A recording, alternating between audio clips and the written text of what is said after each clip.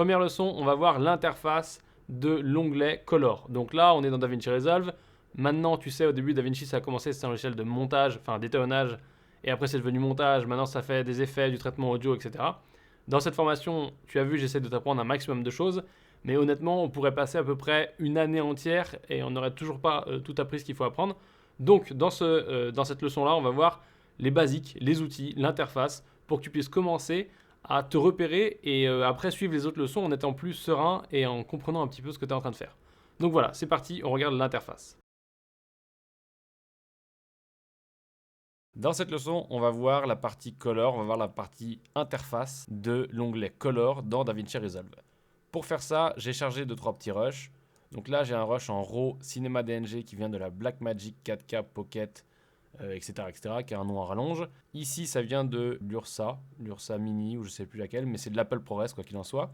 Et ici, ça vient d'un iPhone. Donc, on a, tu vois, une variété de rushs pour continuer ces petites leçons d'étalonnage et pour avancer et te faire des petits exemples d'étalonnage sur tout simplement des rushs de toutes sortes avec 3 codecs différents, ce qui est plutôt pas mal. Bien sûr, maintenant, on va passer dans la partie Color. Et donc, dans la partie Color, on va découvrir l'interface d'étalonnage qui, là, est peut-être pas exactement comme ça chez toi. Donc, on va voir les différentes options et je vais essayer de remettre ça à peu près comme ça devrait apparaître chez toi. Donc, en théorie, tu auras la galerie, tu auras l'image en plein milieu, etc. Ça devrait ressembler à ça chez toi et de toute façon, on va voir l'interface exprès pour que tu puisses connaître les outils qui existent. Pas forcément savoir les utiliser dans un premier temps, mais savoir où ils sont. Et il faut que tu saches un truc très important, c'est que là, je tourne sur un écran qui fait 27 pouces. Donc, il y a une bonne résolution en plus de ça, parce que c'est l'écran de l'iMac. Ça veut dire que DaVinci Resolve, il s'affiche d'une certaine façon. Potentiellement, si tu es sur un PC portable par exemple, ou un ordi qui a un plus petit écran, tu peux avoir ces menus-là qui sont tous ensemble. Donc au lieu d'avoir 3 espaces en bas, un espace, 2 espaces, 3 espaces, tu n'aurais que 2 espaces potentiellement. Donc ça, c'est important à prendre en compte. Ça n'a rien à voir avec la version du logiciel, c'est juste l'interface et la résolution de ton écran qui permet ou non d'afficher d'une façon ou d'une autre. Voilà, donc ça, c'est très important que tu le saches. Et maintenant, on va commencer tout simplement, comme d'habitude, avec l'interface en haut à gauche et on va voir les menus qu'on a à notre disposition. Premier bouton en haut, on a la galerie qui existe depuis beaucoup de versions et qui est très intéressante. Ça te permet de faire des captures de style. Donc par exemple, alors style, pas un style en français, un style comme ça veut dire une image fixe en quelque sorte. Et donc du coup, un style par exemple, ça pourrait être, on fait un étalonnage là-dessus. Et après, on fait clic droit, grab style, et on voit qu'il va nous mettre ici donc l'image qu'on a capturée, le look qu'on a créé. Ça va nous permettre de garder ça en référence pour d'autres projets, ou du moins de le garder pour pouvoir le mettre sur d'autres rushs, par exemple, le mettre sur ce rush, on le prend, on le met ici. Voilà, donc ça c'est une petite démo, c'est à ça que sert cet endroit-là. C'est si tu veux te créer des luttes que tu utiliseras dans tes autres projets ou dans ce même projet dans DaVinci Resolve. Si maintenant tu veux utiliser ce style que tu as créé dans un autre projet que celui-ci, tu vas devoir les mettre dans Power Grade, ici. Et comme ça, tu vas voir, quand tu vas dans Power Grade, tu vois que moi j'ai des trucs que j'ai créés pour d'autres styles. Donc à chaque fois que j'utilise simplement la lumière bleue comme ça, et ben, je peux mettre ce truc-là. À chaque fois que j'utilise pas de lumière comme ça, ou que je suis dans ce axe-là avec telle lumière, je peux mettre ça, etc. Et tu vois que quand tu passes dessus, ça agit comme si c'était des luttes, hein, tu vois, ça, automatiquement, ça s'affiche sur ton image que tu as ici. Et ça tombe bien parce que si on ferme ça, juste à côté ici, on a les luttes. Et donc là, c'est pareil, on a plein de luttes. Alors, assez compliqué si tu es débutant parce que c'est pas des luttes forcément de style. C'est des luttes, mis à part les films look ici, mais c'est pas des luttes de style, c'est des luttes qui servent simplement à faire de la mise à niveau et à faire des traitements sur des images qui sont des images issues de caméras professionnelles. Et donc du coup, on a pas mal de luttes et la même chose, tu te passes dessus et tout simplement, ça applique ça sur ton image. Et donc là, après, tu peux la mettre en favori et tu auras cette lutte en favori qui va apparaître ici. Très pratique. Tu peux aussi ajouter d'autres luttes. Ça, il y a une vidéo que j'ai fait sur YouTube, tu peux aller la consulter. Je te mets en dessous le lien. Comme ça, tout simplement, bah, tu as la méthode pour importer tes propres luttes dans DaVinci Resolve de façon à pouvoir tout simplement avoir ici des luttes soit que tu as trouvées sur Internet, soit des luttes que tu avais déjà créées avant, soit des luttes que tu as achetées, etc., etc. Et tu peux les utiliser dans ton montage comme celles qui sont intégrées à la base.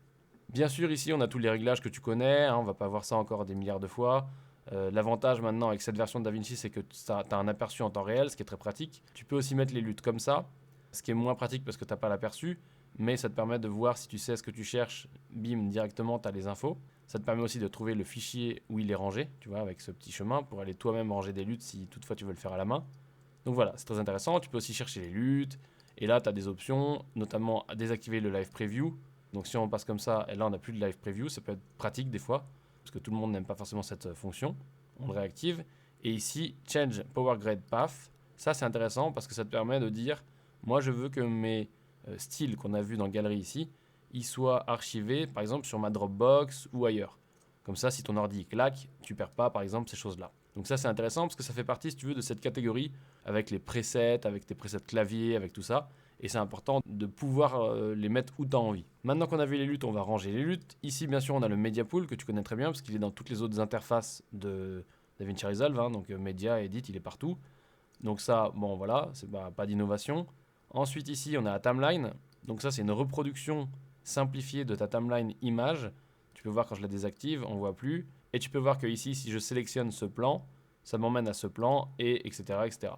Ça, c'est très pratique quand tu superposes des plans. Ça te permet d'être sûr que tu choisis bien les bons plans quand tu étalonnes. Mais si tu n'as pas de plan superposé et que tous tes plans sont à la suite, que tu as une timeline assez propre, tu peux désactiver ça et ranger la timeline, ce qui te fait un peu plus de place pour les autres éléments qui sont importants. Ensuite, on continue. Ici, on a la possibilité de changer les timelines. Moi, j'en ai qu'une, donc pour le coup, on s'en sert pas forcément. Ensuite, ici, on a la possibilité de changer le type de timecode qu'on affiche. Donc, tu peux tout simplement avoir un timeline timecode. Donc là, tu vois le timecode de la timeline qui commence à 1 heure. Ça, c'est le timecode du plan. Et après, tu as le timecode en frame. Donc, c'est pratique aussi, mais c'est plus pour les effets spéciaux en général. Le source frame qui code. Voilà, il n'y a pas de keycode. Et après, tu peux copier, coller des timecodes. C'est pas un truc qu'on utilisera forcément de ouf, mais tu sais que ça existe. Ici, tu as le bypass qui te permet de désactiver et les effets fusion et les étalonnages. Et d'ailleurs, tu vois que ce bypass, tu le retrouves ici aussi, ce qui est assez pratique, parce que tu peux désactiver quand tu es sur ta timeline ici. Ensuite, ici, tu peux mettre en plein écran, bien pour comparer des images ou pour mieux voir quelque chose. Et bien sûr, tu peux avoir le même effet plus ou moins en désactivant les nodes ici. Bon, l'image est moins grande, mais c'est pareil, tu récupères de l'espace. Maintenant qu'on a vu tout ça, on va continuer ici. Et là, on a les clips. Et là, les clips, c'est très intéressant, puisque lui, on a fait un petit étalonnage dessus. Donc, admettons, on va faire un truc, voilà, tac, comme ça. Et donc là, on a le bouton clip. On peut cliquer pour activer, désactiver. Très pratique, ça nous fait gagner de la place si on n'a pas besoin des clips. Mais en théorie, tu en as besoin. Parce que tu vois, tu as plein de choses pratiques qui s'affichent, comme les drapeaux, le codec. Tu as aussi ici simplement le numéro du clip dans le montage. Tu as le timecode du clip. Tu as ici les petites couleurs comme ça si il est déjà étalonné. Et tu peux voir que j'ai fait une erreur puisque je t'avais dit que c'était du ProRes, mais j'ai importé le mauvais plan, c'est du DNG, donc il faudra qu'on récupère un ProRes après. Bref, tu as pas mal d'infos. Tu peux voir aussi sur quelle piste ils sont, donc V1, V1, V1. Et voilà. Donc ça c'est très bien. Maintenant, quand tu as beaucoup de choses, potentiellement tu vas pas avoir besoin de voir tous tes clips en même temps en bas. Donc tu vas pouvoir utiliser la fonction de tri qui existe ici avec cette petite flèche. Donc tu vas cliquer et tu peux choisir un petit peu ce que tu veux. Donc par exemple tous les clips qui sont déjà étalonnés. Et là il va t'afficher uniquement ceux qui sont étalonnés. Donc là, bon, quand tu as 3 clips dans le machin, c'est pas super flagrant et c'est pas très intéressant. Mais quand tu as tout un court-métrage ou toute une vidéo ou autre, c'est plus intéressant. Après, tu peux afficher que les clips que tu as sélectionnés, par exemple. Donc si on sélectionne celui-ci et celui-ci, on peut faire en sorte d'afficher que cela. Et après, tu peux imaginer toutes sortes de tri, notamment avec les marqueurs, les flags, etc. etc., etc. Donc ça, après, il y a plein de choses qui vont dépendre de ton workflow, de la façon dont tu travailles. Et notamment, tu vois, ce truc-là très intéressant, les clips qui ont une composition fusion, parce que potentiellement, tu vas vouloir les étalonner après, les étalonner avant, ça va dépendre de ton workflow et de tes compétences. Donc, c'est important de pouvoir les différencier facilement. J'attire ton attention sur une chose, quand tu actives le filtre ici, tu as ce petit bouton qui te montre que tu es en filtrage, et ça te permet simplement de pas te dire ah ouais mais je trouve plus mes plans, c'est quoi, c'est la folie et tout, puisque au final tu sais que tu dois juste aller passer ici et tu vois ça se désactive et du coup tu as tous tes plans qui réapparaissent. Juste à côté on a les nodes. Les nodes c'est simplement ce que tu connais très bien hein, si tu as suivi un petit peu la formation ou déjà des tutos ou autre. C'est tout simplement ce qui remplacerait par exemple pour les effets spéciaux dans After Effects les layers. Donc au lieu de superposer les choses tu vas tout simplement les mettre les unes à la suite des autres en les connectant avec des petits câbles. Voilà. Et donc je t'explique très rapidement tout de suite. Même si normalement on l'a déjà vu avant, le vert c'est le signal normal vidéo et le bleu c'est les alphas.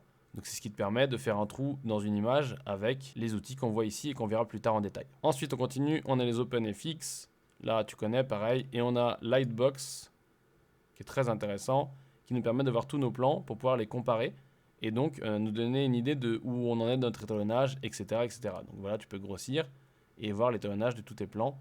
Pour les voir à côté, c'est assez pratique. Pour finir rapidement sur les nodes, parce qu'on le verra plus en détail après, tu peux ajouter autant de nodes que tu veux, en faisant un clic droit, add node, add serial, et là tu ajoutes des nodes, et donc tu peux utiliser différents outils entre les différents nodes. Donc ça, on verra la méthodologie, on verra un petit peu ça dans cette initiation. Le plus important, c'est que tu saches que les nodes sont ici, et c'est un des outils que tu vas utiliser le plus, puisque c'est exactement là-dedans que tu fais ton étalonnage. Du moins, c'est le support de ton étalonnage que tu vas faire après avec les réglages qu'on voit en bas. Ensuite, à gauche, on n'en a pas parlé, mais on a le visualiseur. On verra en détail certaines choses sur le visualiseur, et je t'invite à aller jeter un coup d'œil à ma chaîne YouTube, parce que je vais poster des petites vidéos là-dessus aussi. Voilà, il y a les fonctions de comparaison ici quand on a plusieurs étalonnages. Il y a les fonctions ici pour afficher ou désafficher quand on fait un masque, avec la pipette et avec les masques ici.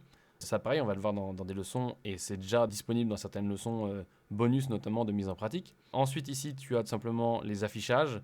Donc, par exemple, si je suis en train de créer une Power Window, qui est ce truc-là qui permet de faire des masques, je peux choisir ou non d'avoir l'affichage à l'écran. Donc, ça veut dire que ma Power Window, elle sera toujours là, mais je n'aurai pas les contrôles affichés. Donc ça, c'est simplement les contrôles. Et là, par exemple, tu vois que si je décoche, j'ai la pipette. Je peux dire non, je veux rien, et du coup, j'ai plus la pipette. Après, on a bien sûr la possibilité de faire voilà, du play, du pause, etc. De couper le son, le timecode, voilà, truc assez basique. En dessous, on a ce qu'on a déjà vu, c'est les clips. On va plier les clips, on va plier les nodes. Et maintenant, on va regarder l'interface en bas, qui est assez simple, puisqu'elle se divise en 3 grosses parties. Ou deux parties si tu n'as pas la place sur ton écran. Je te l'ai déjà expliqué, c'est la résolution. À gauche, tu as les outils d'étalonnage. Et donc ici, on a le caméra raw, ce qui va être très utile quand tu as des rushs en raw. Ici, on a ce qui te permet de faire du color match avec les différents panels de color matching. Donc le X-Strike, le Data Color, etc. etc. J'essaierai de te faire un tout petit tuto là-dessus, c'est très basique. Du moins pour faire le matching après sur ton écran.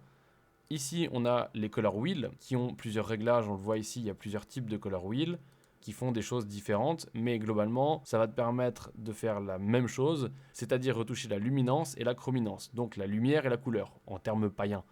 Voilà, tu peux tout faire avec ces outils. Bien sûr, il y a d'autres outils, mais on va déjà pouvoir faire pas mal de choses avec ça. À côté ici, tu as encore d'autres outils. Pour tout te dire, je ne maîtrise pas à 100%.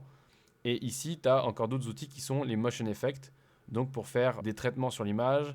Et par exemple, si tu as des problèmes de flicker ou ce genre de choses, ça peut t'aider. Donc dans tous ces outils, tu as toujours la même chose. Si on vient ici, quand il y a un petit point rouge comme ça veut dire que l'outil a été utilisé, puisque tu sais que là, on a fait ça. Donc l'outil a été utilisé.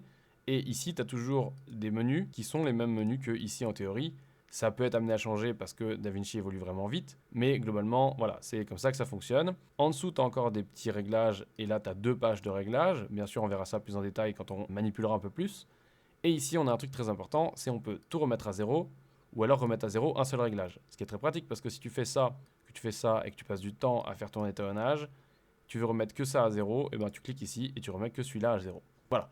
Donc ça, c'est la partie de gauche, très intéressante. Maintenant, passons à l'autre partie. Ici, on a les courbes qui sont un petit peu complexes. Moi, je t'avoue que je n'utilise pas trop les courbes, et c'est pour ça que c'est une initiation et que je prépare un module plus avancé avec des gens qui ont des compétences sur les courbes et qui vont t'apprendre ça. Mais voilà, ça c'est les courbes. Tu peux utiliser les courbes si toi tu as déjà des compétences, notamment en photo ou autre. Donc tu peux utiliser les courbes. Et là encore une fois, on retrouve le code habituel, donc Y pour la luminance et RGB pour la chrominance. Donc tu peux choisir de n'influer que sur la courbe de Y ou que sur la courbe rouge ou que green, donc vert, et B pour bleu. Ou tu peux faire tout en même temps. Notamment, ce truc-là est très pratique. Il y a des très bonnes méthodes qui sont expliquées et j'y viendrai dans le module additionnel spécial étalonnage. Pour refaire ta balance des blancs, si tu as raté ta balance des blancs, à l'aide des courbes, en sélectionnant uniquement ce que tu as besoin d'ajuster. Voilà, donc ça on verra plus en détail, mais il faut que tu saches que c'est un outil qui peut par exemple te servir à ça. Encore une fois, tu vois, c'est la même conception, on a des menus ici pour aller vers d'autres types de courbes qui sont tout à fait différents, qui ont des utilités différentes. Et encore une fois, c'est le même menu que tu trouves ici, tu vois, ça change au même endroit. Donc ça, c'est assez basique, hein, je ne vais pas revenir sur les menus à chaque fois, mais c'est de la navigation et il faut que tu le comprennes parce que des fois, tu peux être perdu et rater des trucs qui paraissent cachés. Donc là, ensuite, on a un outil très important qu'on va voir, c'est l'outil sélecteur de couleurs. Donc ça te permet de sélectionner des couleurs pour n'influer avec ton étalonnage que sur certaines couleurs, ou alors de sélectionner des couleurs pour, par exemple, si quelqu'un a la tête orange, j'ai fait ça déjà dans une interview, il y avait une lumière au-dessus de lui, il a la tête orange, et ben j'ai désaturé un petit peu les oranges de façon à ce qu'il ait moins l'air d'un Casimir. Donc ça, voilà, c'est l'exemple d'utilisation que tu peux voir dans la formation montage de portrait, qui est un peu axé pour les entrepreneurs. Ensuite ici, on a les Power Windows. Et tu vois que ici j'en ai utilisé une, on peut la désactiver.